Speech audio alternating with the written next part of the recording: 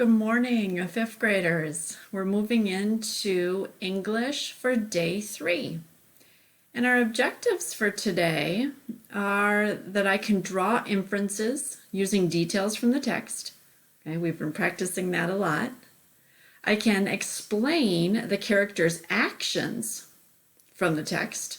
Okay, that's a new one. We're going to explain their actions. I can determine the meaning of words or phrases as they are used in the text. Okay, again, that's one that we've practiced a few times this year. Right, and the last objective is the one that we're going to focus in on our phonics lesson today. I can determine the meaning of words and phrases that are figurative language.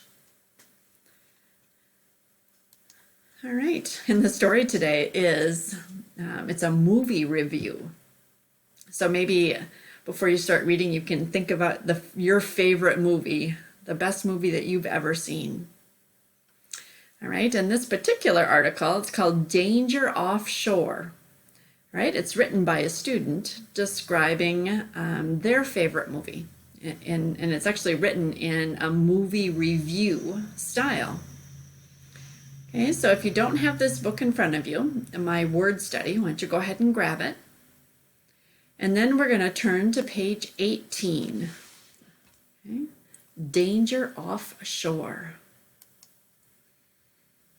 Okay, so you're going to read this short article to yourself. Okay, again, probably more than one time. And then you're going to answer these 3 questions. Who is the movie Danger Offshore about? So who is the movie about? The second one, how does the reviewer feel about this movie? How do you know? And what movie have you seen that you would give a review of 100%?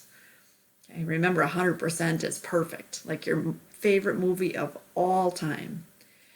And even for that last question, make sure you give evidence. What's one reason that you loved that movie?